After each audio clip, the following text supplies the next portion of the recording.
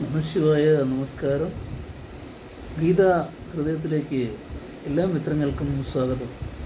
നാം ഇപ്പോൾ കർമ്മയോഗമാണ് ശ്രദ്ധിച്ചുകൊണ്ടിരിക്കുന്നത്. കർമ്മയോഗത്തിൻ്റെ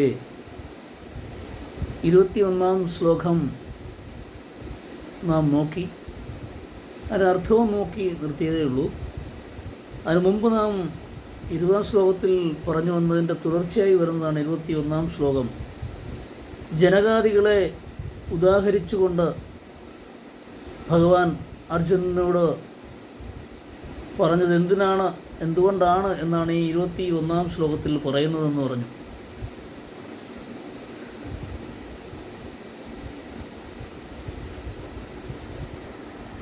അത് പറയാൻ കാരണം ബ്രാഹ്മണൻ ഒഴിച്ചുള്ളവർക്കൊന്നും സന്യാസം വിധിച്ചിട്ടില്ല എന്ന് പറയപ്പെടുകയുണ്ടായി.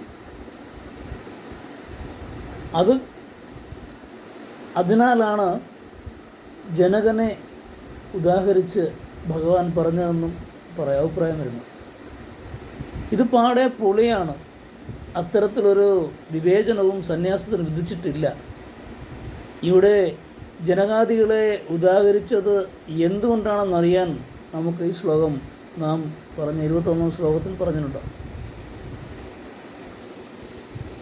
21-ാം ശ്ലോകം നാം കഴിഞ്ഞ ദിവസം ചൊല്ലിയതാണ്. യദ്യാചരതി ശ്രേഷ്ഠസ്തദേവതാരോ ജനഃ സ യത് പ്രമാണം കുരുതേ ലോകസ്തദനുവർത്തതേ. ശ്രേഷ്ഠ പുത്രന്മാർ എന്തെല്ലാം ആചരിക്കുന്നുവോ അത് അന്യരും ആചരിക്കുന്നു, അനുവർത്തിക്കുന്നു, അനുകരിക്കുന്നു. അവർ എന്ത് പ്രമാണമായി പറയുന്നുവോ അത് തന്നെ മറ്റുള്ളവരും അനുകരിക്കുന്നു. ശ്രേഷ്ഠ പുരുഷരെ ലോകം അനുകരിക്കുന്നു. അതിനാൽ അവരിലുണ്ടാകുന്ന ചെറിയ ദോഷം പോലും അനുയായികളിൽ വലുതായ പ്രഭാവമാണ് ഉണ്ടാക്കുന്നത്. അതിനാലാണ് ഉദാഹരണമായി ഇവിടെ ജനകരാജാവിനെ ചൂണ്ടിക്കാട്ടിയത്. തൈത്തിരീയം തുടങ്ങിയ ശ്രുതികളിലും ഇക്കാര്യം സൂചിപ്പിക്കുന്നുണ്ടല്ലോ.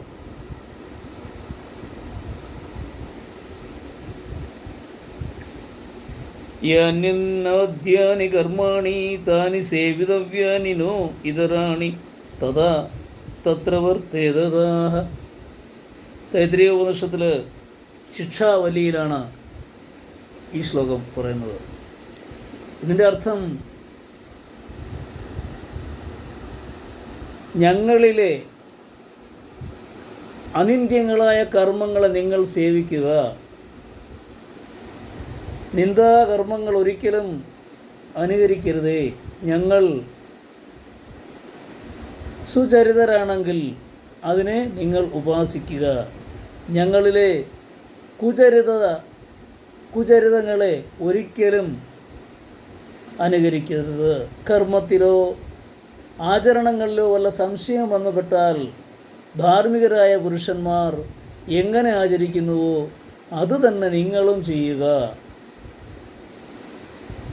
ഈ ഉപനിഷത്ത് വാക്യമാണ് ഭഗവാൻ ഇവിടെ സൂചിപ്പിച്ചത്. അപ്പോൾ എന്തുകൊണ്ടാണ് ശ്രേഷ്ഠരായവരെ ഉപമിച്ച് കാണിക്കുന്നത് എന്ന് മനസ്സിലായില്ലേ? ശ്രേഷ്ഠരായവർ ചെയ്യുന്നത് മറ്റുള്ളവർ അത് തന്നെ അനുകരിക്കും, അവരെ അനുവർത്തിക്കും. അതിനാലാണ് ഭഗവാൻ ജനകരാജാവിനെ ഉദാഹരിച്ച് അർജുനനോട് സംസാരിച്ചത്. ഇപ്പോൾ സംശയം തീർന്നില്ലേ? ഇപ്പോഴും ശ്രേഷ്ഠന്മാർ ചെയ്യുന്ന കാര്യങ്ങൾ നമ്മൾ ചൂണ്ടിക്കാണിച്ചു കൊടുത്താൽ അവർ അതുപോലെ ചെയ്യും. തൈത്തിരീയ ഉപനിഷത്തിൽ പറഞ്ഞില്ലേ, ഞങ്ങൾ ചെയ്യുന്ന മറ്റു കർമ്മങ്ങൾ, നല്ല കാര്യങ്ങൾ മാത്രം നിങ്ങൾ ചെയ്യുക. ഇവർക്ക് മനസ്സിലായില്ലേ? സംശയം മാറിയില്ലേ? നിങ്ങൾക്കെല്ലാം മനസ്സിലായി എന്ന് വിശ്വസിക്കുന്നു.